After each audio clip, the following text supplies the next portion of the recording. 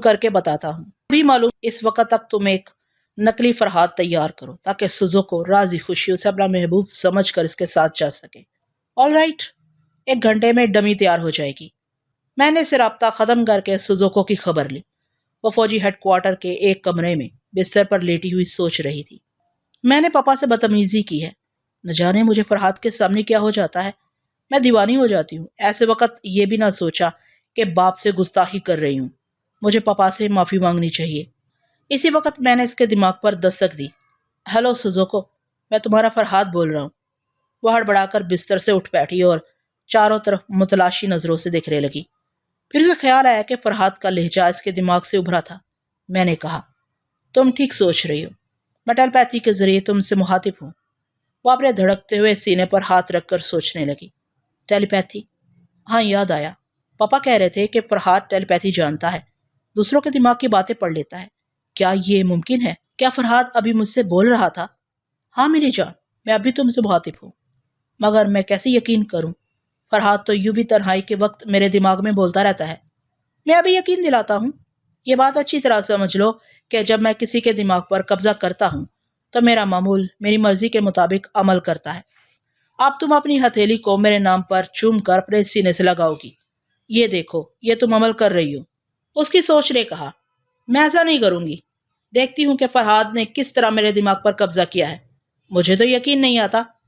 میں نے اس کی سوچ میں کہا، مگر یہ میری ہتھیلی میں عجیب سی سسراہٹ کیوں ہو رہی ہے؟ میں ہتھیلی کو نہیں چوموں گی، صرف دیکھوں گی۔ اس نے ہتھیلی کو چہرے کے سامنے لا کر دیکھا۔ میں اس کی سوچ میں نام لیا، فرحات۔ اس کے منہ سے بے اختیار فرحات نکلا۔ میں نے کہا، ہائے، تمہیں چومے ہوئے کتنا عرصہ گزر گیا ہے۔ میرا دل دڑپ رہا ہے۔ میں تمہاری چاہت سے انکار نہیں کر سکتی، تمہارے نام کو ضرور چوم سکتی ہوں۔ اس نے بے اختیار ہتھیلی کو چوم لیا۔ میں نے کہا، سینے پر۔ اس کا ہاتھ سینے پر چلا گیا۔ جب دماغ حکم دے رہا ہو تو دماغ والا کیسے عمل نہیں کرے گا؟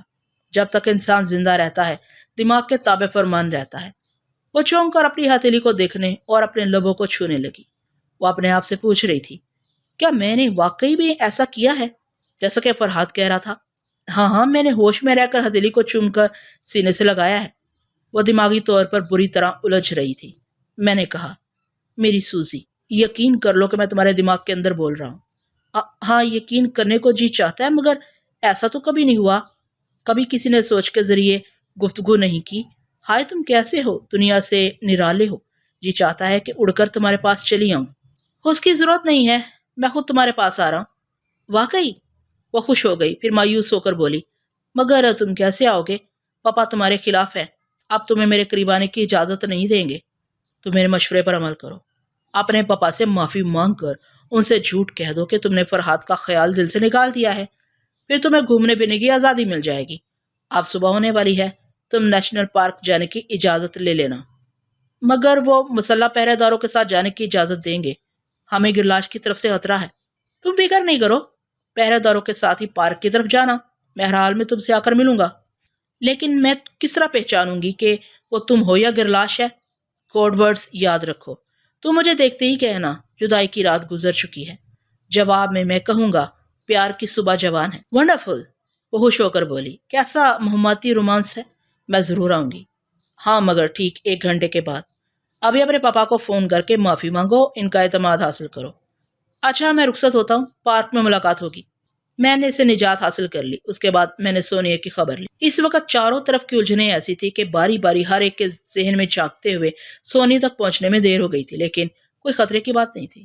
گلاش کے زہر نے اسے بہت ہی کمزور اور بیمار بنا کر رکھ دیا تھا، اس لیے ہر وقت نیند اس پر غالب آ جاتی تھی۔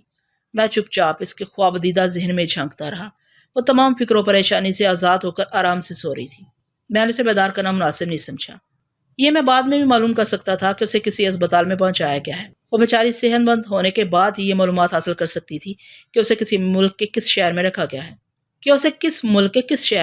اس کے بعد میں نے سومیکو کی خبر لی۔ وہ مظلوم لڑکی بھی بجلی کے جھٹکے کھانے اور طرح طرح کی اذیتیں برداشت کرنے کے بعد تھک ہار کر سو گئی تھی۔ میں نے اپنی رسٹ واچ دیکھی، پھر ماسٹر کے دماغ پر دستک دی۔ اس کی سانس ایک جھٹکے سے رک کر چلنے لگی۔ وہ مسکرا کر بولا، ہیلو مسٹر فرحات، میں آپ ہی کا انتظار کر رہا تھا۔ یہاں دوسرا فرحات تیار ہو رہا ہے، 15-20 منٹ بعد وہ ایک دم مکمل ہو جائے گا۔ آپ کرنل کی بیٹی کا پتہ بتائیں۔ میں نے خیال ہانی کے ذریعے کرنل کی بیٹی سوزوکو کو ٹھیک 45 منٹ بعد نیشنل پارک کی طرف جانے کے لیے کہا ہے۔ اس سلسلے میں تم ضروری باتیں نوٹ کر لو۔ پہلی بات تو یہ ہے کہ کرنل اپنی بیٹی کو پارک میں جانے کی اجازت نہیں دے سکتا۔ پہلی بات تو یہ ہے کہ کرنل اپنی بیٹی کو پارک میں جانے کی اجازت نہیں بھی دے سکتا ہے۔ ایسی صورت میں کوئی دوسری تدبیر کروں گا، تمہیں منصوبے کی تبدیلی کی اطلاع ملتی رہے گی۔ دوسری بات یہ ہے کہ اگر سوزوکو پارک میں جانے کی اجازت اسے مل بھی گئی تو اس کی حفاظت کے لیے مسلح جوان ہوں گے، انہیں بڑی ہوشیاری سے ٹریپ کرنا ہوگا۔ سوزوکو اگر نکلی فرحات سے کوڈ ورڈز میں کہے گی کہ جدائی کی رات گزر چکی ہے تو جواب میں نکلی فرحات کہے گا پیار کی صبح جوان ہے، اور اگر پیار سے وہ حاصل نہ ہو سکی تو پھر کرنل کے آدمیوں سے ٹکرا جانا۔ اتنا کہتے ہی اسٹور روم کا دروازہ کھلنے لگا۔ میں نے ماسٹر سے کہا، مجھے اسپتال کے جس اسٹور روم میں بند کیا گیا ہے اس کا دروازہ کھل رہا ہے، شاید یہ لوگ مجھے یہاں سے باہر لے جائیں گے، تم انتظار کرو، میں پھر رابطہ قائم کروں گا۔ اسٹور روم کے کھلے ہوئے دروازے پر ایک آفیسر اور 2 مسلح نوجوان آگے پیچھے کھڑے ہوئے تھے۔ آفیسر نے مجھے اپنے ساتھ چلنے کا اشارہ کیا۔ میں چپ چاپ اسٹور روم سے نکل کر ان کے ساتھ چلنے لگا۔ اسپتال کے ایک کمرے میں کرنل تنہا بیٹھا ہوا۔ جب میں وہاں پہنچا تو کمرے کا دروازہ اندر سے بند کر دیا گیا۔ 2 اسٹین گنوں کا رخ میری جانب تھا۔ کرنل نے مجھے بیٹھنے کے لیے نہیں کہا کیونکہ جھوٹی محبت اور مروت سب ختم ہو چکی تھی۔ وہ ریسیور کان سے لگائے اپنی بیٹی سے باتیں کر رہا تھا، اس لیے میں انتظار کی حالت میں کھڑا رہا۔ وہ سوزوکو سے کہہ رہا تھا، تم مصروفیت کے وقت ڈسٹرب نہ کیا کرو، میں تمہیں کیسے یقین دلاؤں کہ میں نے تمہیں معاف کر دیا، تم بار بار فون نہ کرو۔ میں نے ٹیلیپیتھی کے ریسیور سے سوزوکو کی آواز سنی، پاپا اگر آپ نے مجھے دل سے معاف کر دیا ہے تو مجھے اس فوجی ہیڈ کوارٹر سے نکلنے دے، میرا دل گھبرا رہا ہے، صبح کے وقت میں پارک میں چہل قدمی کے لیے جاؤں گی۔ کرنل نے اعتراض کیا، باہر تمہارے لیے خطرہ ہے، کیا اب تمہیں گلاج سے ڈر نہیں لگتا؟ پاپا ڈرنے کا سوال ہی پیدا نہیں ہوتا، آپ 2 مسلح جوانوں کو میرے ساتھ بھیج دیں پلیز پاپا، اس ماحول میں میرا دم گھٹ رہا ہے۔ میں نے فوراً ہی کرنل کی سوچ میں کہا، میری بیٹی بہت ہی نازک مزاج ہے، یقیناً اس کا دل گھبرا رہا ہوگا، اسے اجازت دے دینا چاہیے، ورنہ یہ لڑکی بار بار فون کرتی رہے گی اور میں فرحات کے ساتھ سکون سے معاملات طے نہیں کر سکوں گا۔ وہ تھوڑی دیر تک میری سوچ کے اشاروں پر سوچتا رہا، پھر اس نے فون پر ایک آفیسر کو طلب کیا اور اسے حکم دیا کہ 3 مسلح جوانوں کی نگرانی میں سوزوکو کو نیشنل پارک جانے کی اجازت دے دی جائے۔ پھر وہ ریسیور رکھ کر مجھ سے مخاطب ہوا، فرحات تم اپنا انجام جانتے ہو؟ انجام تو صرف خدا جانتا ہے، ویسے آپ کا سوچا انجام یہ ہے کہ مجھے گولی مار دی جائے گی، یا میرے ملک کی کوئی کمزوری اپنے ہاتھ میں لے کر مجھے ہمیشہ کے لیے اپنا ماتحت بنایا جائے گا؟ وہ ایک دم سے چونک کر مجھے دیکھنے لگا۔ اس کی سوچ کہہ رہی تھی، میں بار بار بھول جاتا ہوں کہ یہ کم بخت ٹیلیپیتھی کے ذریعے میلوں دور کی سرگوشیاں سن لیتا ہے۔ اپنی حماقت کا پتہ چلتے ہی وہ اچھل کر کھڑا ہو گیا اور غصے میں چیخ کر بولا، میں تمہیں شوٹ کر دوں گا۔ یہ تو آپ کرنے والے ہیں، لیکن اوپر سے جو احکامات آئے ہیں آپ کو ان پر بھی عمل کرنا ہوگا۔ پہلے آپ مجھ سے سوال کریں کہ میں زندگی چاہتا ہوں یا موت؟ کرنل نے مجھے گھور کر دیکھا، پھر کرسی پر بیٹھتے ہوئے پوچھا، ہاں بتاؤ کیا چاہتے ہو؟ جو ہر انسان چاہتا ہے، اپنی زندگی کسے پیاری نہیں ہوتی؟ میں بھی زندہ رہنا چاہتا ہوں، تو پھر اپنے ملک کی کوئی دکھتی ہوئی رگ ہمارے ہاتھوں میں دے دو۔ وہ بڑی خوش فہمی میں مبتلا تھا، میں دل ہی دل میں مسکرانے لگا۔ وہ مسکراہٹ ہونٹوں پر بھی آ گئی۔ کرنل نے ناگواری سے پوچھا، تم کیوں مسکرا رہے ہو؟ یہ مسکراہٹ اس لیے ہے کہ آپ کی بات مان کر مجھے نئی زندگی مل جائے گی۔ تم نے میرا ماتحت بننے سے پہلے جو بیان دیا تھا وہ تمہارے ریکارڈ میں موجود ہے۔ اس کے مطابق پاکستان کی وزارت خارجہ سے تمہارا کوئی تعلق نہیں تھا۔ اگر ہم یہ بیان درست مان لیں تو اس کا مطلب یہ ہوگا کہ تم اپنے ملک کا اہم رازوں سے واقف نہیں ہو۔ پھر اس کا یہ مطلب بھی ہوگا کہ تم صرف اپنی جان بچانے کے لیے ابھی جھوٹ بول رہے ہو۔ آپ خود بولتے ہیں اور خود ہی مطلب نکال لیتے ہیں، اگر دوسرے کی سنیں گے تو آپ کی باتوں کا مطلب بدل جائے گا۔ اچھا تو سناؤ، مگر اتنا یاد رکھو کہ میں تمہارے فریب میں نہیں آؤں گا۔ فریب دینے کے لیے ضروری ہے کہ اپنے سامنے والے کو زیادہ سے زیادہ خوش فہمی میں مبتلا کیا جائے، لہٰذا میں نے بھی مسکا لگایا، میں آپ جیسے ذہین انسان کو فریب دینے کی جرت نہیں کر سکتا۔ میں نے اب تک ٹیلیپیتھی کے سوا آپ سے کوئی بات نہیں چھپائی اور نہ ہی کبھی جھوٹ کہا ہے، یہی تمہارا سب سے بڑا جرم یا مکاری ہے۔ ایک ٹیلیپیتھی کی صلاحیت کو چھپا کر تم ہم سب کو اندر سے کھنگالتے رہے، ہمیں بے وقوف بناتے رہے۔ میں نے کسی کو بے وقوف نہیں بنایا۔ اگر آپ کو یہاں کے سیکرٹ سروس کو میں نے کوئی نقصان پہنچایا ہو تو آپ بتائیں۔ میرا دعویٰ ہے کہ آپ ان فوائد کو نہیں گن سکتے جو میری اور سونیا کی ذات سے حاصل ہوتے رہے ہیں۔ وہ چپ ہو کر سوچنے لگا، پھر اس نے کرسی کی پشت سے ٹیک لگا کر کہا، صاف بات یہ ہے کہ تم ایک دیمک ہو جو ہمارے خفیہ فائلوں کو چاٹ جاؤ گے۔ ہم تمہیں مجبور اور محکوم بنا کر رکھنے کے لیے تمہارے ملک کی کوئی بہت بڑی کمزوری اپنے ہاتھ میں رکھنا چاہتے ہیں، لہٰذا وقت ضائع نہ کرو۔ مجھے فوراً بتاؤ کہ تم اپنی ضمانت کے طور پر کون سی کمزوری ہمارے حوالے کر سکتے ہو۔ میں فوری طور پر کیسے بتا سکتا ہوں؟ میں جادوگر نہیں ہوں۔ کسی بھی ملک کے اہم رازوں تک پہنچنے کے لیے ایک طریقہ کار اختیار کرنا پڑتا ہے۔ پاکستان کی وزارت خارجہ میں پہنچ کر ہی یہ کام کیا جا سکتا ہے۔ اس نے طنزیہ انداز میں مجھے دیکھتے ہوئے کہا، تم نے چالاکی شروع کر دی۔ اب تم کہو گے کہ میں تمہیں پاکستان بھیج دوں، وہاں تم ہمارے فرما بردار بن کر اپنے ملک کی کمزوریاں یہاں ارسال کرو گے۔ میں نے یہ تو نہیں کہا، آپ خود کہہ رہے ہیں۔ میں تو ایسا طریقہ کار اختیار کروں گا کہ آپ ایک لمحہ کے لیے بھی مجھ پر شبہ نہیں کریں گے۔ تو پھر جلدی بتاتے کیوں نہیں؟ آپ بتانے کا موقع کب دے رہے ہیں؟ میرے کچھ کہنے سے پہلے ہی اپنے شبہات کا اظہار کر دیتے ہیں۔ اس نے میز پر زور سے گھونسا مارتے ہوئے کہا، تم بکواس کیے جا رہے ہو، جلدی بولو۔ میں اسی ملک میں آپ کا ماتحت رہ کر ٹیلیپیتھی کے ذریعے اپنے ملک کی سیکرٹ سروس میں پہنچ جاؤں گا۔ اس نے ایک دم سے چونک کر مجھے دیکھا، پھر ایک ہاتھ سے اپنا سر تھام کر بولا، کیا مصیبت ہے؟ میں بھول جاتا ہوں کہ تمہارا جسم یہاں رہ کر دماغ دنیا کے ایک سرے سے دوسرے سرے تک پہنچ سکتا ہے۔ بے شک تم یہاں ہمارے پابند رہو گے تو تم پر کبھی شبہ نہیں کیا جائے گا۔ پھر میں نے پہلی بار اسے مسکراتے دیکھا۔ پہلی بار اس نے ایک کرسی کی طرف اشارہ کرتے ہوئے کہا، بیٹھ جاؤ اور مجھے بتاؤ کہ تمہارا دماغ کس طرح اپنے ملک میں پہنچے گا اور تمہارا طریقہ کار کیا ہوگا۔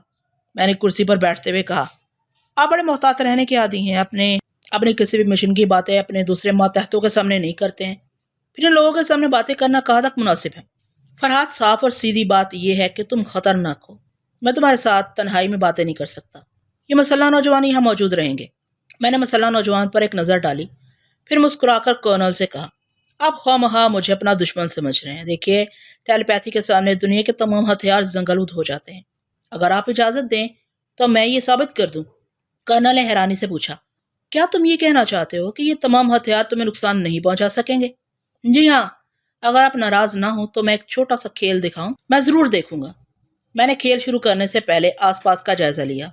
کرنل کے پاس ایک آفیسر کھڑا ہوا تھا۔ دو نوجوان اسٹین گن اٹھائے میرے بائیں طرف کھڑے ہوئے تھے۔ کمرے کا دروازہ اندر سے بند تھا، باہر سے کوئی آ نہیں سکتا تھا۔ تب میں نے اس کمرے کو پاگل خانہ بنا دیا۔ ایک اسٹین گن والے نوجوان کے دماغ میں جھانک کر کہا، یہ فرحات کے تیور کچھ اچھے نظر نہیں آ رہے۔ مجھے اسٹین گن کی نال کو اس طرف سے پکڑنا چاہیے تاکہ یہ ذرا بھی حرکت کرے تو میں اس کے سر پر ضرب لگا سکوں۔ اس نے محتاط انداز میں اسٹین گن کی نال کو دونوں ہاتھوں سے پکڑ لیا۔ میں نے فوراً اس کے دماغ کو ایک جھٹکا پہنچاتے ہوئے کہا، مجھے بائیں طرف حملہ کرنا چاہیے، اس طرف حملہ۔ جس طرح دماغ نے سمجھایا اس کا ہاتھ گھوم گیا۔ اسٹین گن کا دستہ اس کے دوسرے ساتھی کے سینے پر پڑا۔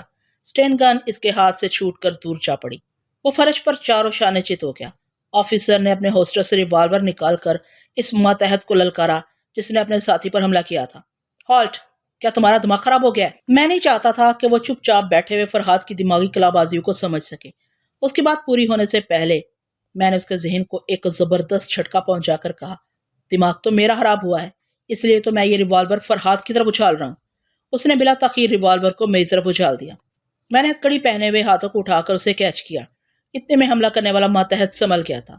میں نے پھر اس کے ذہن میں ہلچل مچا کر ریوالور کا رخ کرنل کی طرف کرتے ہوئے کہا، بس کھیل ختم ہو چکا ہے۔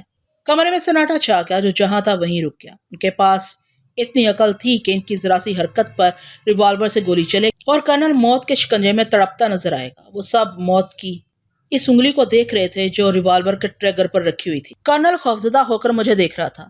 میں نے اپنے پیچھے کھڑے ہوئے نوجوان سے کہا، تم اسٹین گن کی پوزیشن نہ بدلو، اسے نال کی طرف سے پکڑے رہو۔ یہ نہ سوچو کہ میری پوست تمہاری طرف ہے۔ ٹیلیپیتھی جاننے والا اپنی آنکھوں سے سامنے اور اپنے دماغ سے پیچھے دیکھتا رہتا ہے۔ یقین نہ ہو تو میرے حکم کی خلاف ورزی کرو، ابھی تم فرش پر مردہ نظر آؤ گے۔ کرنل نے گھبرا کر اسے حکم دیا، اسٹین گن پھینک کر چپ چاپ کھڑے رہو۔ اس نے حکم کی تعمیل کی۔ اسٹین گنیں ایک جگہ فرش پر نظر آنے لگی۔ میں نے کرنل سے کہا، میں نے آپ سے التجا کی تھی کہ آپ مجھے خواہ مخواہ اپنا دشمن نہ سمجھیں۔ اب آپ انصاف سے بتائیں کہ میں اب تک کس طرح فرما برداری کا ثبوت دیتا رہا۔ دشمنوں نے آپ کے کھانے میں زہر ملانے کا منصوبہ بنایا، میں نے اس وقت آپ کی جان بچائی، آپ کی صاحبزادی کو گلاج سے بچایا۔ اگر میں آپ کا دوست نہ ہوتا تو میجر یاماگوچی یہاں کی سیکرٹ سروس کا ڈھانچہ غیر ملکی مفادات کے حق میں بدل دیتا۔ آپ نے میری دوستی، وفاداری اور تمام احسانات پر صرف اس لیے پانی پھیر دیا کہ میں نے اپنی ٹیلیپیتھی کی صلاحیتیں چھپائی تھیں۔ آپ بتائیں کہ میری ٹیلیپیتھی سے آپ کو کیا نقصان پہنچا ہے؟ कर्नल ने पछतावे के अंदाज में एक गहरी सांस ली, फिर कहा, तुमने कोई नुकसान नहीं पहुंचाया, मगर अब पहुंचाओगे, क्योंकि अभी तुम्हारा पल्ला भारी है। आप फिर गलत समझ रहे हैं। मैं ऐसे हथियारों के बल पर कभी अपना पल्ला भारी नहीं समझता। फिर मैंने अपना रोब और बर्तरी कायम रखने के लिए झूठ बोला। मेरी टेलीपैथी ऐसा हथियार है कि मैं आपकी पूरी फौज का मुकाबला तनहा कर सकता हूँ। इसलिए मैंने खामोशी से हथकड़ी पहन ली। इस इत्मीनान से स्टोरों में कैद हो गया कि जो लोग मुझे मारने आएंगे वो पागल होकर खुद ही मर जाएंगे। कर्नल संजीदगी से सोचने लगा कि मैंने तनहा इस कमरे में 3 आदमियों को किस तरह पागल बनाया है। टेलीपैथी के मतलब इसकी मालूमात महदूद थी, इसलिए वो सोच रहा था कि शायद 3000 आदमियों को भी बैक वक्त पागल बना सकता हूँ। मैंने पूरी तरह से यकीन दिलाने के लिए कहा, आप मुझे एक नहीं 1000 बार आजमाएं, मैं ये रिवॉल्वर आपको वापस करता हूँ। यहाँ आप 4 हैं और मैं तनहा हूँ। आप लोग बेक वक्त मुझ पर फायर करें, लेकिन मैं पहले ही ये बता दूं कि इस फायरिंग से आप चारों हलाक हो जाएंगे। मैं इनके चेहरों पर हैरत और दहशत के मिले जुले तासुरात देख रहा था। उनकी सोच बता रही थी कि वो लोग इतना महंगा तजर्बा नहीं करेंगे। मैंने आगे बढ़कर रिवॉल्वर को कर्नल के सामने रख दिया, फिर वापस अपनी जगह आकर बैठ गया। वो नौजवान सोच रहा था कि इसने किस तरह बेख्तियार अपने साथी पर हमला किया था। इस वक्त इसका दिमाग अपने कंट्रोल में नहीं था। ऑफिसर भी यही सोच रहा था कि उसने अपना रिवॉल्वर एक खतरनाक आदमी के हवाले कैसे कर दिया था। आइंदा भी अगर वो मेरे खिलाफ कदम उठाएंगे तो पता नहीं मैं इनके साथ कैसे सलूक करूंगा। वो सोचते ही रह गए। मेज पर पड़े हुए रिवॉल्वर को किसी ने नहीं उठाया। इसी वक्त कर्नल के सामने मेज पर रखे हुए ट्रांसमीटर से इशारा मसूल हुआ। उसने रिसीवर उठाया तो कोई से कॉल कर रहा था। उसने कहा, मैं कर्नल जोशो हूँ, अटेंड कर रहा हूँ, क्या बात है? ओवर। दूसरी तरफ से किसी ने कहा, फरहाद आपकी साहबजादी को अगवा करना चाहता था, उसकी कोशिश नाकाम बना दी गई है। अगर आप इजाजत दे तो तफसीली रिपोर्ट पेश की जाए। ओवर। कर्नल हैरानी से मेरी तरफ देख रहा था। फिर उसने ट्रांसमीटर पर कहा, क्या बकवास है? फरहाद यहाँ मेरे सामने मौजूद है, तफसीली रिपोर्ट पेश करो। सुजुको हैरियत से तो है? ओवर। जी हाँ, आपकी साहबजादी बहैरियत है। जब नेशनल पार्क के सामने इनकी गाड़ी रुकी तो अचानक की मसल्ला दुश्मनों ने चारों तरफ से घेर लिया। हमें पहले शुबा था कि अगर गल्लाद 24 घंटे की वार्निंग पर अमल करेगा तो वो यहाँ जरूर आएगा। इसलिए हमारे आदमी खुफिया तौर पर पहले ही नेशनल पार्क में दूर दूर तक फैल गए थे। मुख्तसर ये कि दुश्मनों से जबरदस्त टकराव हुआ। 15 मिनट की फायरिंग में सब मारे गए। जब हमने मरने वालों को देखा तो इनमें फरहाद की लाश भी नजर आई। ओवर। तुमने ये कैसे समझा कि वो फरहाद सुजुको को अगवा करना चाहता था? और सर, आपकी साहबजादी का रवैया समझा रहा है। वो फरहाद की लाश के पास बैठी रो रही है और बयान कर रही है कि वो उसे लेने आया था, बेचारा मुकाबले में मारा गया। ओवर। कर्नल ने गुस्से से कहा, इस बेवकूफ़ की बच्ची से कहो कि। उसे अचानक एहसास हुआ कि वो खुद को बेवकूफ़ कह रहा है। उसने फौरन संभल कर कहा, उसे कहो कि फरहाद मेरे पास है। उसे यकीन दिलाने के लिए नकली फरहाद का मेकअप वॉश कर दो, वो यकीनन गिलाश होगा। चलो छुट्टी हुई कि वो शैतान मर गया। सुजुको को यहाँ ले आओ। Over and all. कोई ज़रूरी नहीं कि मेरा हर मंसूबा पाया तकमील को पहुंच जाए। मैं भी सुजुको को अगवा कराने में नाकाम हो गया, लेकिन नाकामी के बावजूद मैं अक्सर इसलिए कामयाब हो जाता हूँ कि शतरंज का एक मोहरा आगे बढ़ाते वक्त दूसरी चालों पर गहरी नजर रखता हूँ और जवाबी चाल पहले से सोच लेता हूँ। अस्पताल के इस बंद कमरे में कर्नल के सामने मैं जवाबी चाल चल चुका था। उसके दिमाग में ये बात बिठा दी थी कि मैं निहत्ता होकर और पाबा जंजीर होकर भी इसकी मुसल्ला फौज के छक्के छुड़ा सकता हूँ। मैं बेजा गरूर नहीं करता, खुद एतराफ़ करता हूँ कि तनहा मुसल्ला आदमियों का मुकाबला नहीं कर सकता। वो तो महज कर्नल को एक तमाशा दिखाकर मैं डिंगे मारा था और वो लोग मेरे झूठ से मरूब हो गए थे। कर्नल ने मेज पर रखे हुए रिवॉल्वर को उठाकर मेरी जानब देखा। वो अचानक मुझ पर फायर कर सकता था, लेकिन उसने ऑफिसर से कहा, यह रिवॉल्वर जेब में रख लो और फरहाद की हथकड़ी खोल दो। फौरन ही हुक्म की तामील की गई। मैं आज़ाद होकर अपनी कलाइयों को सहलाने लगा। कर्नल ने ऑफिसर से कहा, तुम तीनों बाहर जाओ, जब सुजुको आए तो इतला देना। वो तीनों बाहर चले गए। दरवाज़ा बंद हो गया। मैंने मुस्कुराकर कहा, मुझे इस बात की खुशी है कि आप तन्हाई में अब मुझे खतरनाक नहीं समझ रहे हैं। उसने भी दोस्ताना अंदाज में मुस्कुराकर कहा, फरहाद मैं तुम्हारी जान का दुश्मन बना हुआ था, इसके बावजूद तुमने अपनी दोस्ती और वफादारी साबित कर दी है। बेटे, मैं इंसान हूँ और मुझसे भी गलतियां हो सकती हैं। दरअसल मैं कल से जहनी तौर पर बहुत ही ज़्यादा उलझा हुआ था, इसलिए तुम्हारे तमाम एहसानात को भूल कर सिर्फ यही सोचता रहा कि तुम टेलीपैथी के जरिए मेरे मुल्क की मफादात को नुकसान पहुंचाओगे। मगर अब सच्चे दिल से तस्लीम करता हूँ कि तुम मेरे बेटे बनने का हक अदा कर रहे हो और कोई फर्माबरदार बेटा अपने बाप के मफादात के खिलाफ कभी काम नहीं करता। मुझे माफ़ कर दो बेटे, आप मुझे शर्मिंदा ना करें। अब आप मजीद सच बातें सुने। पहली अहम बात यह है कि मैं मरते दम तक भी अपने मुल्क के खिलाफ कोई काम नहीं कर सकता। आप यूँ समझ लें कि जो अपने मुल्क का गद्दार होता है वो कभी किसी दूसरे मुल्क का वफादार नहीं बन सकता। बस आगे ना कहो, मैंने महज दुश्मनी की बिना पर तुम्हारे मुल्क के खिलाफ ऐसा सोचा था। अब मैं कभी ऐसी बात जुबान पर नहीं लाऊंगा। तुम पहले की तरह आज़ाद रहोगे। गिरगिट रंग बदलने में मशहूर है। मैं समझता हूँ कि गिरगिट इंसान से ज्यादा रंग नहीं बदल सकता। अभी थोड़ी देर पहले कर्नल क्या था और अब क्या हो गया था। कौन जानता है कि आइंदा कौन सा रंग बदल कर जाहिर होता। ऐसे तलख तजुर्बात के बाद कोई नादान ही कर्नल पर भरोसा कर सकता था। मेरा तो ये असूल है कि जब तक सीधी उंगली से घी निकलता है निकालते रहो, वरना टेरे के साथ टेरे बन जाओ। फिलहाल कर्नल की सोच यही बता रही थी कि वो वाकई मुझसे मुतासिर है। मैंने भी ज्यादा से ज्यादा इसका एतमाद हासिल करने के लिए कहा। सोनिया के लिए मुझे अफसोस है कि दुश्मनों ने उसे कहीं छुपा दिया है, उसे जापान से बाहर ले गए हैं। मैं मजबूर हूँ, अपनी सुजोको को छोड़कर सोनिया के लिए इस मुल्क से बाहर नहीं जा सकता। कर्नल का चेहरा खुशी से खिल गया। उसका दिमाग खुशी से सोच रहा था। मेरी बेटी के रास्ते के तमाम कांटे साफ हो गए। कैलाश मर गया, सोनिया को कहीं गायब कर दिया गया। आमर यकीन हो गया कि फरहाद सुजोको को छोड़कर नहीं जाएगा और इसे गद्दारी की तवक्का नहीं की जा सकती है। यह सोचते ही वो चौंक कर मुझे देखने लगा। सोचने का अमल बेख्तियार होता है। सोच को दिमाग में आने से इंसान रोक नहीं सकता, इसलिए मेरे सामने अक्सर लोग बेख्तियार सोचते चले जाते थे। बाद में इन्हें एहसास होता था कि मैं इनके दिमाग में झांक रहा हूँ। कर्नल ने मुझे मोहब्बत से घूरते हुए पूछा, सच बताओ, क्या तुम अभी मेरी सोच को नहीं पढ़ रहे हो? मैं सोचने के अंदाज में सर झुकाए बैठा हुआ था। जवाब देने के लिए सर उठाकर कहा, जी नहीं, आप ख्वाम शुबा करें। मैं तो मैं तका कर रुक गया, फिर जरा शर्माते हुए बोला, मैं तो सुजोको के बारे में सोच रहा था। अच्छा अच्छा। वो मुतमईन होकर मुस्कुराने लगा। तुम अभी कह रहे थे कि सोनिया को अगवा करने वाले उसे जापान से बाहर ले गए हैं। ये बात तुम्हें कैसे मालूम हुई? जनाब, मैं आपको बता चुका हूँ कि सुपर मास्टर की तंजीम मेरे यामागोची को आपके ओहदे पर लाना चाहती थी। सुपर मास्टर मुझे अपने रास्ते की ऐसी दीवार समझता है जिसे वो तोड़ नहीं सकता, इसलिए उसने कई बार मेरे आगे दोस्ती का हाथ बढ़ाया। मेरे इनकार करने पर उसके आदमियों ने सोनिया को अगवा कर लिया। उनका ख्याल है कि सोनिया मेरी बहुत बड़ी कमजोरी है, मैं उसे हासिल करने की खातर उनसे दोस्ती करने पर मजबूर हो जाऊंगा। फिर तुमने क्या जवाब दिया? मैं जवाब में इनकार कर देता, लेकिन ऐसे ही वक्त मुझे पता चला कि आप मेरी जान के दुश्मन बन गए हैं। मैंने सोनिया के लिए नहीं, बल्कि अपनी जान बचाने की खातिर सुपर मास्टर से दोस्ती का वादा कर लिया। लेकिन तुमने तो अभी कहा था कि किसी की मदद के बगैर या किसी हथियार के बगैर तुम तनहा और निहत्ते रहकर भी मसल्ला फौज से खुद को बचा सकते हो। फिर तुमने दुश्मनों से दोस्ती का वादा क्यों किया?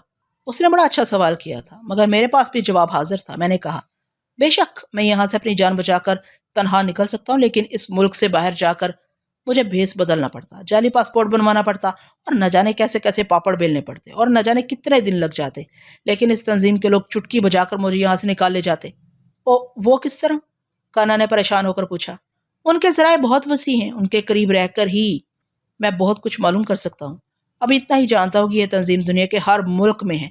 उनके पास जदीद तरीन हथियार, नए साइंसी आलात, कारें, लॉन्चेस, स्टेमर और तेज़ रफ्तार तैयारे हैं। उनके पास हर शोबा के माहिरीन, मसलन डॉक्टर, साइंसदान, जूडो कराटे के मास्टर, योगा के मास्टर और दूसरी हुकूमतों का तख्ता उलटने वाले मकार सियासतदान मौजूद हैं। ऐसी सूरत में आप खुद ही समझ सकते हैं कि वो कितनी आसानी से सोनिया को जापान से बाहर ले गए, और मुझे भी ले जा सकते थे। मगर अब आप दोस्त बन गए हैं तो मैं फिर इनका दुश्मन बन जाऊंगा।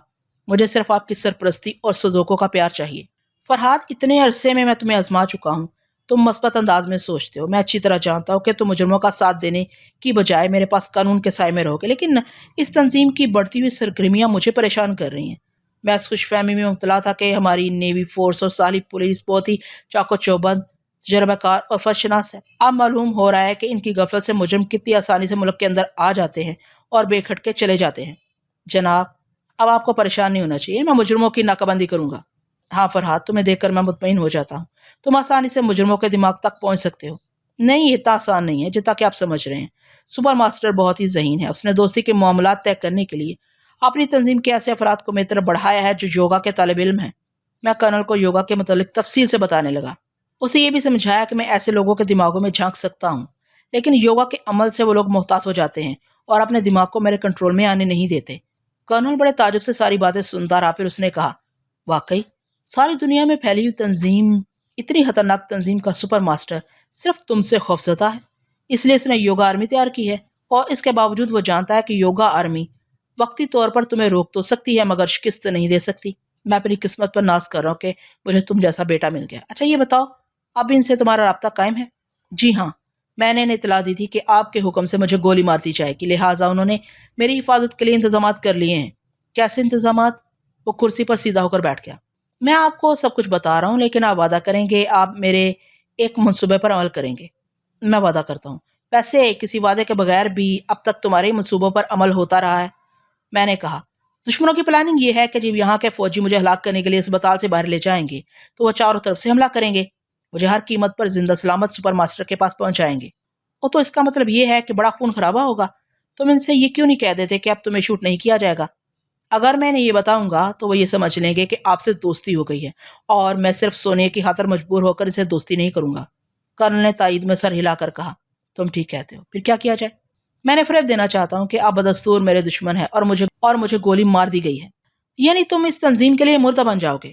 جی ہاں، اس سے بڑے فائدے ہیں۔ ایک تو یہ کہ سونیا کو میری موت کی خبر ملے گی تو وہ مجبور ہو کر ہمیشہ کے لیے میرا خیال چھوڑ دے گی۔ میں نے کرنل کی خود غرض سوچ کے مطابق پہلا بیان دیا، تاکہ وہ میرے جملہ حقوق اپنی بیٹی کے لیے محفوظ سمجھتا رہے اور اس پہلو سے کبھی نہ سوچے کہ میں سوچ کے ذریعے سونیا کو اپنی سلامتی کا مژدہ سنا سکتا ہوں۔ پھر میں نے کہا، دوسرا فائدہ یہ ہے کہ سپر ماسٹر اور اس کی تنظیم کے تمام افراد مجھے مردہ سمجھ کر مطمئن ہو جائیں گے۔ ایک ٹیلی پیتھی جاننے والے سے ہمیشہ کے لیے نجات مل گئی ہے۔ پھر وہ کھل کر یہاں آپ کے خلاف سازشیں کریں گے اور اپنی مرضی کے مطابق یہاں کی سیکرٹ سروس کا ڈھانچہ بدلنا چاہیں گے۔ اچھا، تو تم بظاہر مردہ بن کر اس تنظیم کو یہاں سے کس طرح نابود کرو گے؟ میں کسی دوسرے روپ میں زندہ رہوں گا، چپ چاپ ان کے خیالات پڑھتا رہوں گا، انہیں احساس نہیں ہونے دوں گا کہ فرحاد ان کے دماغوں میں موجود ہے۔ فرحاد، تم واقعی ذہین ہو، یہ بہت ہی عمدہ تدبیر ہے۔ اس تدبیر کو کامیاب بنانے کے لیے ہماری ہر چال مستحکم ہونی چاہیے، تاکہ دشمنوں کو بلا شبہ یقین ہو جائے کہ فرحاد مر چکا ہے۔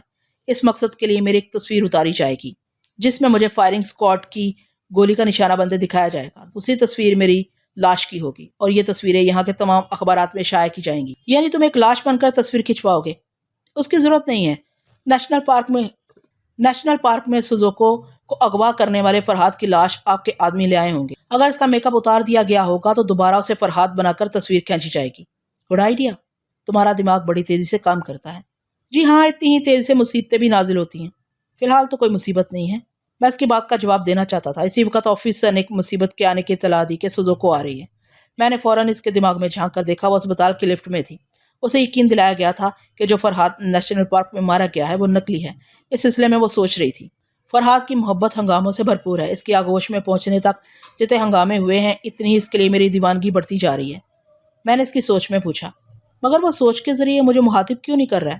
اس کی سوچ نے جواب دیا، ایک آفیسر کہہ رہا تھا کہ فرحاد پپا کے پاس ہے، شاید وہاں مصروف ہوگا، اس لیے مجھے مخاطب نہیں کر رہا ہے۔ میری دعا ہے کہ پپا پھر اس سے دوستی کر لیں، مگر میں فرحاد سے جھگڑا کروں گی۔ اس نے سوچ کے ذریعے مجھے نیشنل پارک میں کیوں بلایا تھا؟ نہیں، اس کی سوچ نے کہا، پپا کے سامنے فرحاد سے جھگڑوں گی تو بات بگڑ جائے گی، میں تنہائی میں اس کی اچھی طرح خبر لوں گی۔ اس کی سوچ پڑھ کر مجھے اطمینان ہوا۔ کرنل کو یہ معلوم نہیں ہونا چاہیے تھا کہ اس کی بیٹی میرے ہی اکسانے پر نیشنل پارک گئی تھی۔ سزوکو نے خود ہی خاموش رہنے کا فیصلہ کر لیا تھا۔ اتنے میں کرنل کی آواز سنائی دی، فرحاد، میں بھی تھوڑی سی ٹیلی پیتھی جانتا ہوں۔ اچھا، میں نے مسکرا کر دیکھا، تو پھر آپ بتائیں کہ ابھی میں کیا سوچ رہا تھا؟ تم ابھی سزوکو کے متعلق سوچ رہے تھے، میں نے ہنستے ہوئے کہا۔ یہ تو نفسیاتی مطالعہ ہے کہ جس کے آنے کا ہر پل انتظار رہتا ہے، انسان اسی کے متعلق سوچتا رہتا ہے۔ اسی وقت وہ دروازہ کھول کر اندر آ گئی، پھر مجھے دیکھتے ہی وہ مسکرانے لگی۔ میں بھی جواباً مسکرا رہا تھا۔ اس کے دل کی دھڑکن کہہ رہی تھی کہ وہ ابھی میرے گلے کا ہار بننا چاہتی ہے، لیکن پپا جان موجود تھے۔ وہ دوڑتی ہوئی کرنل کی کرسی کے پاس آئی، پھر جھک کر اس کی گردن میں باہیں ڈال دی۔ باہوں کا ہار ادھر سے ادھر چلا گیا۔ میرے لیے اس کے دل میں جو بےہودہ جذبات تھے وہ باپ کے پاس پہنچ کر پاکیزگی میں بدل گئے۔ مرد ہو یا عورت، کوئی بھی انسان سر سے پاؤں تک بےہودہ نہیں ہوتا۔ جگہ بدل جائے، رشتے بدل جائیں تو بد بات کی نیکی اور بدی کا مزاج بھی بدل جاتا ہے۔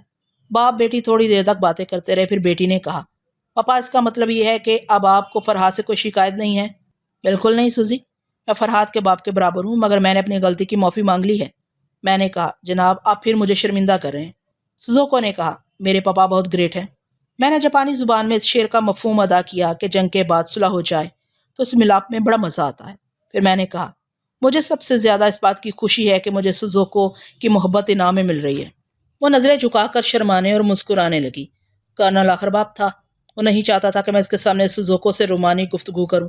اس نے جلدی سے کہا، فرحاد، ہمیں پھر اصل موضوع پر گفتگو کرنی چاہیے۔ کچھ دشمنوں کے متعلق بتاؤ کہ وہ تمہیں میرے آدمیوں سے چھڑا کر لے جانے کے لیے کہاں مورچہ بنائے ہوئے ہیں۔ اچھی بات ہے، آپ ابھی سزوکو سے باتیں کریں، میں خاموش رہ کر دشمنوں سے دماغی رابطہ قائم کرتا ہوں۔ دونوں باپ بیٹی مجھے دیکھنے لگے۔ میں نے آنکھیں بند کر کے ماسٹر کے دماغ پر دستک دی۔ مجھے اس کی سانس کا ایک جھٹکا سا محسوس ہوا۔ پھر اس نے کہا، ہلو مسٹر فرحاد، میں بہت دیر سے آپ کا انتظار کر رہا ہوں، آپ خیریت سے تو ہیں؟ میں نے کہا، ابھی تک خیریت ہے، ذرا دیر پہلے کرنل کے سامنے مجھ سے طرح طرح کے سوالات کیے جا رہے تھے۔ یہ لوگ مجھ سے بہت زیادہ خطرہ محسوس کر رہے ہیں، کسی صورت پہ مجھے زندہ نہیں دیکھنا چاہتے۔ میرا خیال ہے کہ یہ لوگ تھوڑی دیر بعد مجھے کہیں لے جا کر گولی مار دیں گے۔ میں زندگی میں پہلی بار نروس محسوس کر رہا ہوں۔ تعجب ہے، آپ جیسا آدمی نروس ہو جائے تو پھر دلیر اور ناقابل شکست کسے کہیں گے؟ ماسٹر، تو میری جگہ ہوتے تو میرے احساسات کو سمجھ سکتے۔ دراصل میں جدوجہد کرتے ہوئے مرنا چاہتا ہوں، مگر یہاں جدوجہد کے تمام راستے مسدود ہیں۔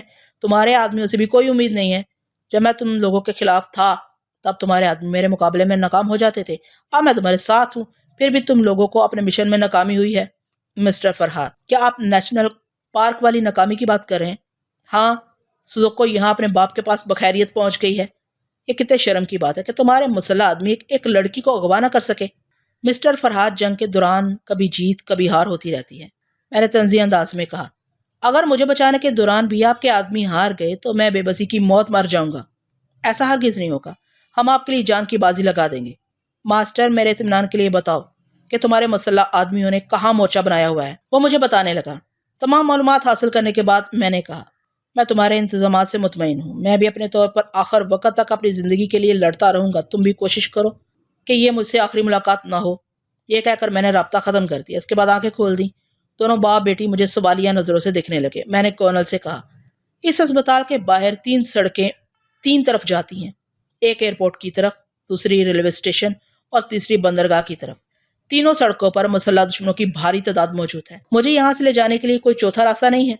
کرنل نے کچھ دیر سوچنے کے بعد کہا، یہ جاننے کے بعد کہ ان تمام راستوں پر زبردست ٹکراؤ ہوگا، میں اب چوتھا راستہ نکالوں گا۔ میں دشمنوں سے خائف نہیں ہوں، لیکن میں اپنے جوانوں کی زندگی جان بوجھ کر خطرے میں نہیں ڈالنا چاہتا۔ اب ایک ہیلی کاپٹر اس اسپتال کی چھت پر آئے گا، میں، تم اور سوزوکو اس میں بیٹھ کر جائیں گے۔ میں نے تائید کی، اچھی تدبیر ہے یہ، اس طرح خون خرابہ نہیں ہوگا۔ ہیلی کاپٹر کو یہاں سے سیدھے سینٹرل جیل لے جانا چاہیے۔ اس طرح دشمنوں کو یقین ہو جائے گا کہ مجھے گولی مارنے کے آخری مرحلہ پر پہنچا دیا گیا ہے۔ کرنل نے اپنی گاہ سے اٹھتے ہوئے کہا، ٹھیک ہے، میں یہاں سے روانگی کے انتظامات کرتا ہوں۔ میں اس کے ساتھ دروازے تک آیا۔ جب وہ باہر چلا گیا تو میں نے دروازے کو اندر سے بند کر دیا۔ سوزوکو کے دل کی دھڑکنیں بھی یہی چاہتی تھی، مگر اس نے زبان سے رسماً اعتراض کیا۔ یہ کیا حرکت ہے؟ پاپا واپس آئیں گے تو بند دروازے کو دیکھ کر کیا سوچیں گے؟ میں نے اس کی جانب بڑھتے ہوئے کہا، تمہارے پاپا نے اپنے بال دھوپ میں سفید نہیں کیے ہیں۔ وہ یہاں ٹرانسمیٹر کے ذریعے بھی ہیلی کاپٹر کا انتظام کر سکتے تھے، مگر وہ سمجھدار ہیں، ہمیں دانستہ مل بیٹھنے کا موقع دیا ہے۔ حالات ایسے تھے کہ میں صرف اسی کی ذات سے دلچسپی نہیں لے سکتا تھا، بیک وقت کتنی ہی ذمہ داریاں نبھانی تھی۔ میں چاہتا تھا کہ پیار محبت کا فرض بھی ادا ہوتا رہے اور میں سپر ماسٹر کے آدمیوں کو بھی خیال ہانی کے ذریعے گمراہ کرتا رہوں، لیکن ایسا نہ ہو سکا۔ وہ مجھ سے لڑنے لگی کہ میں نے اسے نیشنل پارک میں کیوں بلایا تھا۔ میں نے صفائی پیش کی، جانے من، پہلے میرا ارادہ تھا کہ تمہارے پاپا کی قید سے فرار ہو کر تم سے میں پارک میں ملوں گا، مگر یہاں بازی پلٹ گئی۔ تمہارے پاپا دشمن سے پھر دوست بن گئے، یہاں مجھے باتوں میں الجھا لیا۔ مجھے کیا معلوم تھا کہ گلاش وہاں پہنچ جائے گا۔ چلو اچھا ہوا، اس سے تمہاری جان چھوٹ گئی۔ ہاں فرہاد، یہ دیکھ کر خوشی ہو رہی ہے کہ اب ہمارے راستے میں کوئی دیوار نہیں ہے۔ میں نے کہا، سوزوکو، ہم اطمینان سے پیار بھرے لمحات گزاریں گے۔ ابھی مجھے دشمنوں سے نبڑنے کی اجازت ہو، ورنہ وہ ہمارے درمیان کوئی نئی دیوار کھڑی کر دیں گے۔ وہ بڑی میٹھی ناراضگی سے الگ ہو کر بولی، اتنی بھاگ دوڑ کے بعد ملنے کا موقع ملا ہے اور تم دور بھگا رہے ہو۔ میں تم سے نہیں بولوں گی۔ میں نے اسے کھینچ کر کہا، تمہیں دور ہونے کے لیے کب کہا ہے؟ تم اسی طرح میری دھڑکنوں سے لگی رہو، مگر خاموش رہو، صرف میرا دماغ تم سے دور جا رہا ہے۔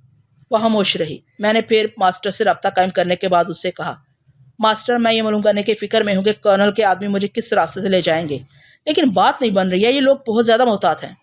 مسٹر فرہاد، کیا آپ کرنل جوشوہو کے دماغ کو کنٹرول نہیں کر سکتے؟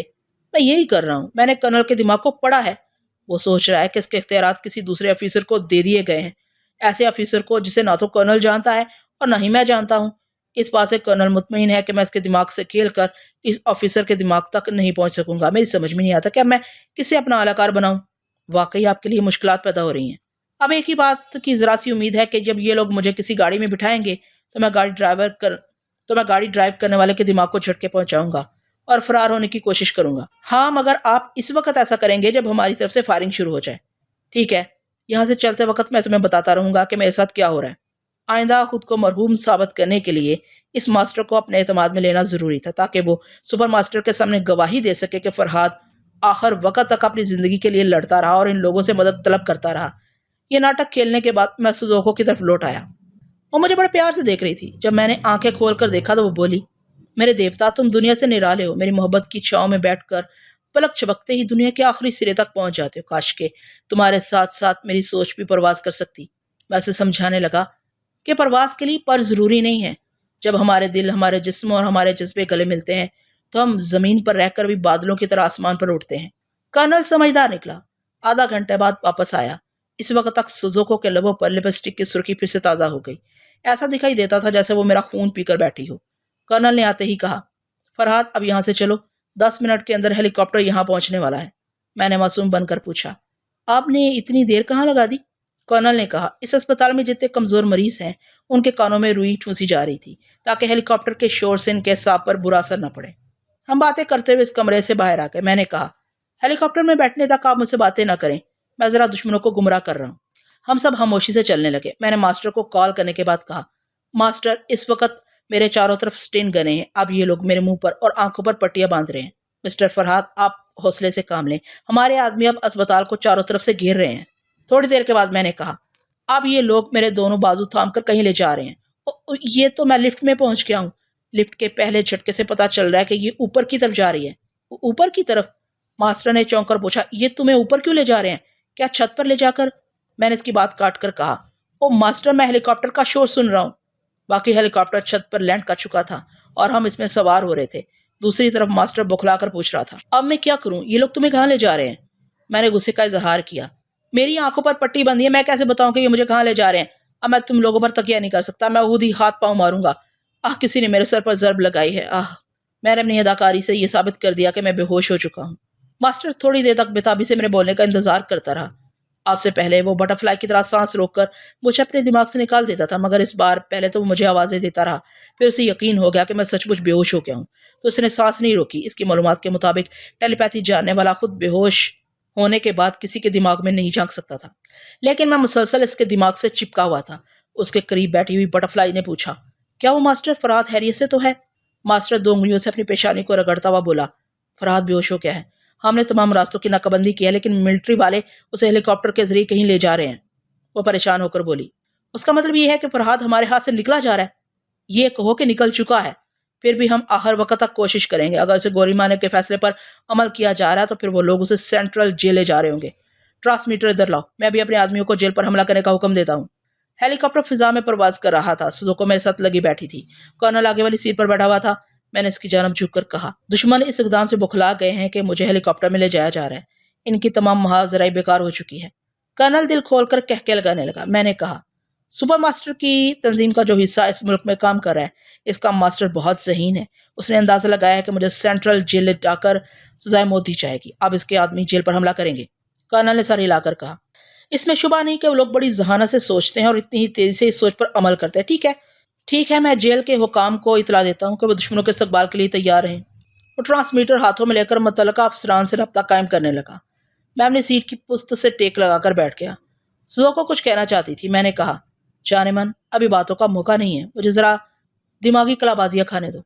یہ کہہ کر میں سونے کے دماغ میں پہنچ کر اسے دیکھنے لگا۔ وہ ایک آرام دہ بستر پر لیٹی ہوئی سوچ رہی تھی۔ میں بہت دیر تک سوتی رہی۔ اس دوران فرحات نے میری خبر لی ہوگی، پتہ نہیں وہ کس حال میں۔ میرا دل کہتا ہے کہ وہ کرنل کی کیسے فرار ہو گیا ہوگا۔ میں نے کہا، ہیلو سونیا، میں سن رہا ہوں۔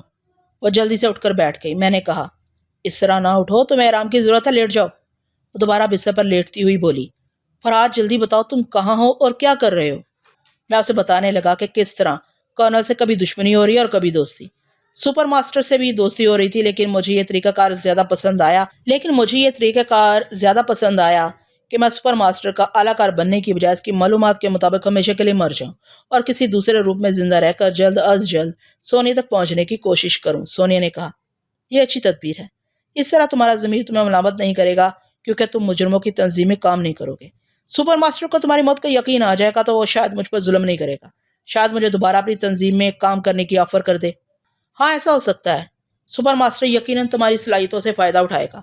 اب اسے کبھی شبہ نہیں ہوگا کہ ہم دونوں ٹیلیپیتھی کے ذریعے ایک دوسرے کے قریب ہیں۔ بہرحال یہ بتاؤ کہ اپنے آس پاس کے ماحول کو سمجھنے کا موقع مل رہا ہے یا نہیں؟ نہیں، اب تک تو مجھ پر نیند کا غلبہ رہا ہے۔ مجھے کچھ پتا نہیں کہ ان لوگوں نے مجھے کہاں سے کہاں پہنچا دیا ہے۔ میں جس کمرے میں ہوں اسے دیکھ کر پتا چلتا ہے کہ یہ اسپتال نہیں ہے، کسی عالیشان کوٹھی کا ایک بہت ہی خوبصورت بیڈ روم ہے۔ میں سمجھ گیا، مجھ سے دوستی کے معاملات ہو رہے تھے۔ اس لیے وہ تمہارے آرام و آسائش کا خیال رکھ رہے ہیں۔ اب دیکھنا یہ ہے کہ فرحاد کی موت کے بعد وہ تم سے کیسا رویہ اختیار کرتے ہیں، اس لیے اب تم میری ہونے والی موت پر واویلا شروع کر دو۔ ہاں، یہ ڈرامہ انتہائی ضروری ہے۔ میرا خیال ہے تمہارے متعلق ایک ایک پل کی خبر سپر ماسٹر تک پہنچائی جا رہی ہوگی، اسی لیے تو کہتا ہوں کہ تم رونا پیٹنا شروع کرو گی تو سپر ماسٹر کو یقین ہو جائے گا کہ مرنے سے پہلے میں نے آخری بار تم سے دماغی رابطہ قائم کیا تھا اور آئندہ کبھی اس طرح رابطہ قائم نہیں ہوگا۔ ہیلی کاپٹر سینٹرل جیل کے اندر ایک وسیع باغ میں اتر گیا تھا۔ میں، کرنل اور سوزوکو باہر آ گئے، پھر ان کے ساتھ جیل کے حصے کی طرف جانے لگے جہاں میری موت کا سامان کیا جا رہا تھا۔ اس دوران سونیا اپنے بیڈ روم میں چیخ چیخ کر رو رہی تھی۔ وہی ڈاکٹر جو اب سے پہلے بھی سونیا کے سامنے آ چکا تھا دوڑتا ہوا آیا۔ اس نے پوچھا، مادام سونیا کیا ہوا؟ وہ روتی ہوئی بولی، میں نے آپ سے چھپایا تھا کہ فرحاد کی ٹیلیپیتھی کی صلاحیتیں واپس آ گئی ہیں، مگر اب نہیں چھپاؤں گی، وہ موت کے منہ میں جا رہا ہے۔ اس نے ابھی مجھے بتایا ہے کہ جاپان کی ایک سینٹرل جیل میں اسے پہنچا دیا گیا۔ اس کے ہاتھ پاؤں بندھے ہوئے ہیں، اس کی آنکھوں پر بھی پٹی بندھی ہوئی ہے۔ جیل میں سب اس کے لیے اجنبی ہیں، کوئی اسے اپنی آواز نہیں سنا رہا ہے۔ وہ اتنا بے بس اور مجبور ہو گیا کہ ٹیلیپیتھی کے ذریعے کسی کو اپنا اہلکار نہیں بنا سکتا۔ مجھے سپر ماسٹر کے پاس لے چلو، میرا فرحاد دوست بن رہا ہے، تو تم لوگ اس کی حفاظت کیوں نہیں کر رہے ہو؟ وہ بے تکان چیخ چیخ کر بولتی جا رہی تھی۔ ڈاکٹر نے جیب سے ایک ٹرانسمیٹر نکال کر تنظیم کے کسی ماسٹر سے رابطہ قائم کیا۔ میں محتاط رہنا چاہتا تھا، اس لیے میں نے ڈاکٹر اس کے ماسٹر کے دماغ میں جھانکنا مناسب نہیں سمجھا۔ سونیا کے دماغ کے ذریعے ان کی گفتگو سنتا رہا۔ ڈاکٹر اس تنظیم کے ماسٹر سے کہہ رہا تھا، ماسٹر، آپ نے درست کہا تھا کہ فرحاد زندگی کی آخری گھڑیوں میں سونیا سے ضرور رابطہ قائم کرے گا۔ اس نے سونیا کو بتا دیا ہے۔ ہمیں جو رپورٹ جاپان کے ماسٹر سے مل چکی ہے وہی بات سونیا کہہ رہی ہے، یعنی فرحاد کی آنکھوں پر پٹی بندھی ہوئی ہے۔ اس کے آس پاس جو لوگ ہیں وہ اپنی آواز نہیں سنا رہے ہیں۔ ان حالات میں فرحاد کا بے بس اور مجبور ہو جانا لازمی ہے۔ اوور۔ دوسرے ماسٹر کی آواز سنائی دی۔ اس نے کہا، سونیا کو تسلی دو، جاپان میں ہماری پوری تنظیم حرکت میں آ گئی ہے۔ فرحاد کو بچانے کے لیے جیل پر حملہ کیا جا رہا ہے۔ وہ درست کہہ رہا تھا۔ جیل کے باہر فائرنگ شروع ہو چکی تھی۔ جیل کے حکام نے بھی بڑے سخت انتظامات کیے تھے۔ اونچی اونچی دیواروں پر مسلح پولیس ان کی فائرنگ کا جواب دے رہی تھی۔ تھوڑی دیر کے بعد خبر ملی کہ مسلح فوج جیل کے باہر تنظیم کے جوانوں کو گھیر رہی ہے اور حملہ کرنے والے دو طرفہ فائرنگ سے بکھلا کر بھاگ رہے ہیں۔ 15 منٹ کے بعد ہی سناٹا چھا گیا۔ ہم جیلر کے کمرے میں بیٹھے ہنگامے کے سرد ہونے کا انتظار کر رہے تھے۔ پھر وہ لوگ مجھے فائرنگ سکواڈ کے سامنے لے گئے۔ سوزوکو بھی میرے ساتھ تھی۔ جو لوگ مجھ پر گولیاں چلانے کے لیے ایک قطار میں کھڑے ہوئے تھے، میں نے ان میں سے ایک کی سوچ کو پڑھنا شروع کیا۔ وہ میری سوچ کے جواب میں سوچنے لگا، ان سب کی رائفلیں خالی ہیں، وہ صرف تصویریں اتروانے کے لیے کھڑے ہوئے ہیں۔ مجھے اطمینان ہو گیا کہ کرنل مجھے دھوکے سے مارنا نہیں چاہتا ہے، اس لیے تمام انتظامات مکمل کر لیے تھے۔ وہاں باقاعدہ ایک مووی کیمرہ تھا تاکہ میرے مرنے کی مکمل فلم تیار کی جا سکے۔ سوزوکو کو میرے پاس سے ہٹا دیا گیا اور اب فلم تیار ہو رہی تھی۔ میرے ہاتھ پشت پر باندھے جا رہے تھے۔ کیمرہ سٹارٹ ہونے سے پہلے ہی میری آنکھوں پر پٹی باندھ دی گئی تھی۔ میں موت کی دہلیز تک پہنچنے سے پہلے ان کی گرفت میں تڑپ رہا تھا اور وہ مجھے جبرن کھینچتے ہوئے لے جا رہے تھے۔ ایسے وقت جبکہ میری آنکھوں پر پٹی باندھ دی گئی تھی تو فائر کرنے والے میرے اندھے پن سے فائدہ اٹھا کر رائفلوں کو لوڈ کر سکتے تھے، لیکن میں خیال ہانی کے ذریعے محتاط تھا۔ رائفلیں بدستور خالی تھی۔ مجھے گرفت میں رکھنے والوں نے ایک جگہ لا کر کھڑا کر دیا۔ کرنل نے کہا، فرحاد، جیسے ہی میں فائر کہوں گا تم گولیاں کھانے کے انداز میں گر پڑنا، اوکے؟ چونکہ گونگی فلم تیار ہو رہی تھی اس لیے کرنل کی آواز ریکارڈ نہیں ہو سکتی تھی۔ میں نے سوچ کے ذریعے اسے اوکے کہا۔ اس کے بعد یوں چیخنے لگا جیسے زندگی کی بھیک مانگ رہا ہوں۔ کرنل نے چیخ کر کہا، فائر! میں ایک دم سے تڑپ کر اچھلا، پھر زمین پر گر کر بالکل ساکن ہو گیا۔ چند لمحوں کے بعد ہی میری آنکھوں سے پٹی کھول دی گئی۔ میں نے اٹھ کر دیکھا، کیمرے کا رخ اب اس طرف تھا جہاں دو سپاہی ایک خالی اسٹریچر لے کر آ رہے تھے۔ اتنی دیر میں میری جگہ اس نکلی فرحاد کی لاش رکھ دی گئی۔ میرے ہاتھ آزاد ہو گئے تھے۔ اس کے ہاتھ پشت پر بندھے ہوئے تھے، آنکھوں پر بھی پٹی تھی اور لباس بھی میرے ہی جیسا تھا۔ میں وہاں سے ہٹ کر سوزوکو کے پاس آ گیا کیونکہ اب کیمرے کا رخ نکلی فرحاد کی لاش کی طرف تھا۔ اس کی لاش کو اسٹریچر پر رکھ کر اس دیوار کے پاس پہنچا دیا گیا جہاں پہلے ہی ایک قبر کھودی گئی تھی، یعنی اب فرحاد علی تیمور کو دفن کرنے کی فلم تیار ہو رہی تھی۔ میں نے سونیا کو مخاطب کیا، سونیا میری جان، میں مر چکا ہوں اور اب دفنایا جا رہا ہوں، اس لیے خاموش نہ بیٹھو، چھاتی پیٹ کر ماتم کرو، انہیں بتاؤ کہ فرحاد نے مرتے وقت تم سے دماغی رابطہ قائم کیا تھا۔ تم نے سوچ کے ذریعے اس کی آخری چیخ سنی ہے۔ وہ میری ہدایت پر عمل کرنے لگی۔ بلا شبہ وہ کامیاب اداکاری کے جوہر دکھا رہی تھی۔ مجھے اپنی زندگی میں ہی پتہ چل گیا کہ وہ میری سچ مچ کی موت پر کس طرح ماتم کرے گی۔ وہ کبھی اپنے بال نوچ رہی تھی، کبھی اپنے کپڑے پھاڑ رہی تھی اور کبھی چیخ چیخ کر دیوار سے سر ٹکرا رہی تھی۔ ڈاکٹر اور ایک نرس ایسے دل دہلا دینے والے ماتم سے اسے باز رکھنے کی کوششیں کر رہے تھے۔ میں بے اختیار مسکرانے لگا۔ سوزوکو نے میرے بازو میں چٹکی لے کر پوچھا، کیوں مسکرا رہے ہو؟ سونیا کے پاس سے اچانک ہی سوزوکو کے پاس آ کر مسکراہٹ ماند پڑ گئی، مگر مصلحتاً اسے دیکھ کر بھی جبرن مسکرانا پڑا۔ سونیا کے پاس سے اچانک ہی سزوکو کے پاس آ کر مسکراہٹ ماند پڑ گئی، مگر مسلطن اسے دیکھ کر بھی جبرن مسکرانا پڑا۔ میں نے کہا، میں یہ سوچ کر مسکرا رہا ہوں کہ اس نمائشی موت کے بعد ہمیشہ کے لیے سونیا سے پیچھا چھوٹ گیا ہے۔ وہ کچھ عرصے کے بعد کسی دوسرے سے شادی کر لے گی اور میں ہمیشہ تمہاری زلفوں کے سائے میں رہوں گا۔ وہ خوش ہو کر میرے بازو سے لگ گئی۔ کرنل نے قریب آ کر پوچھا، آپ بتاؤ جیل سے باہر کس روپ میں جاؤ گے؟ جیلر کے کمرے میں میک اپ کا سامان موجود ہے۔ میں نے کہا، آپ میرے لیے ایک یونیفارم منگوا دیں، میں یہاں سے آپ کا باڈی گارڈ بن کر باہر جاؤں گا۔ اگر آپ نے کوئی تدبیر سوچی ہو تو وہ بتائیں۔ یہ اچھی تدبیر ہے، تم باڈی گارڈ بن کر ہمیشہ میرے گھر میں میرے قریب رہو گے۔ سزوکو بھی اب مجھ سے نہیں لڑے گی۔ وہ خوشی سے کھلی جا رہی تھی۔ میں نے کرنل سے پوچھا، میری زندگی اور موت کا راز کس حد تک محفوظ رہے گا؟ کیا یہاں سبھی قابل اعتماد لوگ ہیں؟ ہاں، یہاں سبھی سیکرٹ سروس کے برسوں کے آزمائے ہوئے لوگ ہیں۔ تمہیں یہاں لانے سے پہلے جیل کے حکام پر پابندی لگا دی گئی تھی کہ وہ اور ان کے سپاہی جیل کے حصے میں نہ آئیں۔ تم نے دیکھا ہوگا جیلر کے کمرے میں وہ جیلر موجود نہیں تھا۔ نقلی فرہاد کی موت اور تمہاری نئی زندگی کا راز صرف سیکرٹ سروس کی فائلوں میں رہے گا۔ مجھے اطمینان ہو گیا۔ ہم جیلر کے کمرے میں واپس آ گئے۔ کرنل نے اپنے ماتحت کو حکم دیا کہ میک اپ کا سامان لایا جائے۔ اتنے ہنگاموں سے گزرنے کے دوران سومی کو مجھے یاد تھی۔ تب میں نے کرنل سے کہا، آپ نے سومی کو نامی جس لڑکی کو قید کیا ہے وہ بحالت مجبوری مجرمانہ زندگی گزار رہی تھی۔ اگر آپ اسے شریفانہ زندگی گزارنے کا موقع دیں تو مجھے بڑی خوشی ہوگی۔ تمہاری یہ خواہش پوری ہو جائے گی۔ ویسے وہ تمہاری گہری رازدار ہے، کیا اسے بتایا جائے کہ تم زندہ ہو؟ کسی گہری رازدار کا ذکر سننا تو سزوکو مجھے گھور کر دیکھنے لگی۔ میں نے جلدی سے کہا، نہیں جناب، سزوکو کے سوا کوئی لڑکی میرے اس راز سے واقف نہیں رہے گی۔ آپ اسے کل شائع ہونے والا اخبار دکھا دیں، اسے میری موت کا یقین ہو جائے گا۔ میں نے کرسی کی پشت سے ٹیک لگا کر آنکھیں بند کر لی تاکہ کرنل مجھے مخاطب نہ کرے۔ پھر میں سوچ کے ذریعے سزوکو سے کہا، جانی تمہارا چہرہ بتا رہا ہے کہ تم مجھ سے ناراض ہو۔ یہ بات میں تمہارے پاپا کے سامنے نہیں پوچھ سکتا، اس لیے سوچ کی نگری میں پوچھ رہا ہوں۔ اس کی سوچ نے غصے سے کہا، میری ناراضگی سے تمہیں کیا؟ بڑے گلفام بنے پھرتے ہو، نہ جانے اور کتنی لڑکیوں سے دوستی کر رکھی ہے۔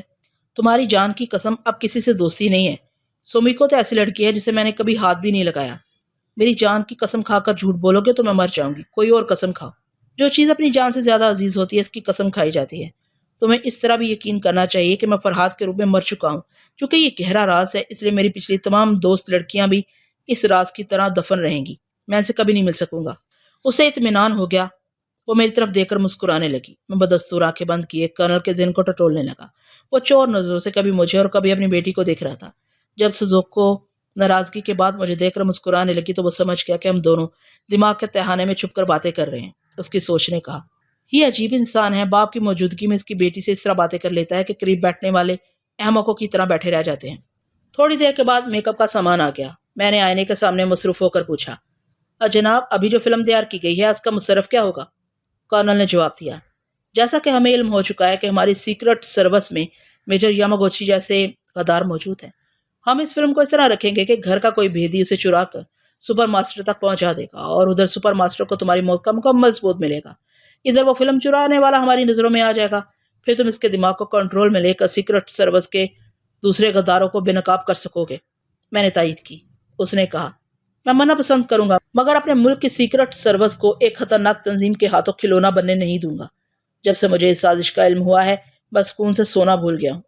آپ فکر نہ کریں، میں بہت جلد غداروں کو بے نقاب کروں گا۔ مجھے سزوکو سے اتنی ہی محبت ہے جتنی کہ آپ کو اپنے محکمے سے ہے۔ میں سزوکو کی خاطر آپ کا سکون واپس لاؤں گا۔ میں باپ بیٹی کو خوش فہمی میں مبتلا کرنے کا کوئی موقع ہاتھ سے نہیں گواتا تھا اور وہ دونوں خوشی سے پھولے نہیں سماتے تھے۔ ایک آدھ بار میرے دماغ میں یہ بات آئی کہ اب انہیں فریم میں مبتلا نہیں کرنا چاہیے کیونکہ کرنل نے مجھے موت کی سزا نہ دے کر دوستی کا ثبوت دیا تھا۔ یہ درست ہے، مگر میرا دماغ یہ بھی سمجھاتا تھا کہ کرنل کتنی بار گرگٹ کی طرح رنگ بدلتا رہا ہے۔ یہ کیسے یقین سے کہا جا سکتا ہے کہ آئندہ کبھی میرے خلاف اس کے تیور نہیں بدلیں گے؟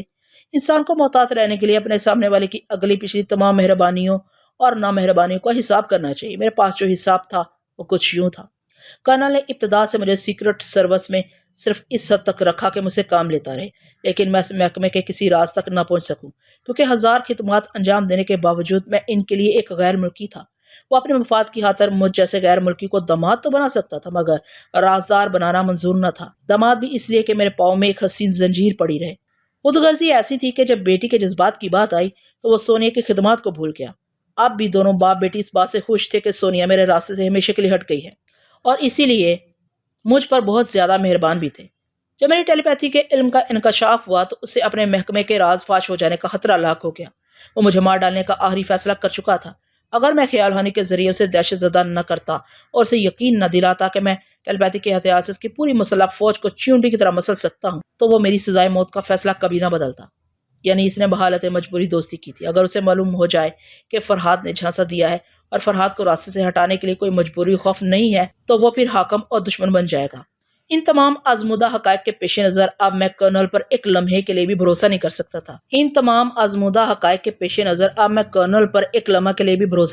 تھا۔ وہ اپنی پلاننگ کے تحت دوہری چال چل رہا تھا۔ میری پلاننگ یہ تھی کہ میں اس وقت تک دونوں باپ بیٹی کو الو بناتا رہوں جب تک کہ مجھے جاپان سے باہر نکلنے کا موقع نہ ملے۔ 1 گھنٹے کے بعد آئینے کے سامنے میرا حلیہ بدل چکا تھا۔ کرنل اور سوزوکو حیرانی سے آنکھیں پھاڑ پھاڑ کر مجھے دیکھنے لگے۔ کرنل نے کہا، تم ہر فن مولا ہو۔ میں کبھی یہ سوچ بھی نہیں سکتا تھا کہ تم میک اپ میں بھی مہارت رکھتے ہو۔ میں اٹھ کر کھڑا ہو گیا تھا، میرے چاروں طرف گھوم کر مجھے تعریفی نظروں سے دیکھ رہا تھا۔ سوزوکو میرے کشادہ سینے کو دیکھ کر سوچ رہی تھی، ہائے میرا دل بے اختیار کھینچا جا رہا ہے، یہ چاہتا ہے کہ اس کے سینے کی چٹان پر پہنچ کر مر جاؤں۔ یہ تو میرے لیے پھر سے ایک نیا محبوب بن گیا ہے۔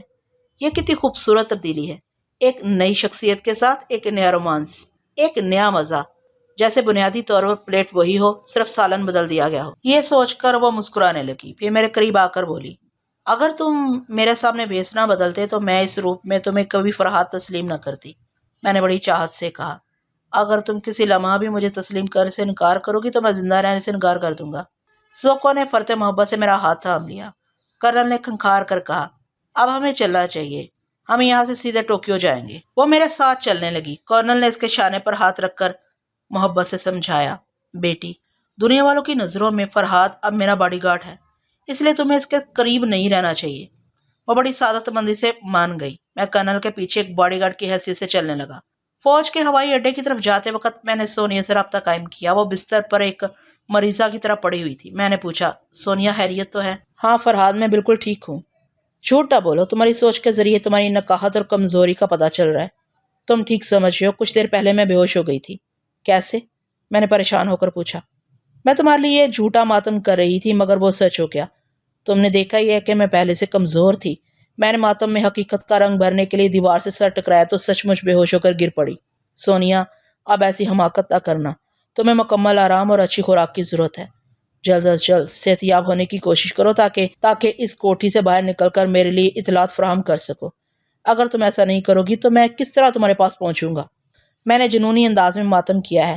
یہ حماقت ہی صحیح، لیکن فائدہ یہ ہوا کہ تنظیم کے چند افراد جو یہاں آتے ہیں وہ میری حالت زار دیکھ کر بلا شبہ تمہاری موت کا یقین کر چکے ہیں، ڈاکٹر کہہ رہا تھا۔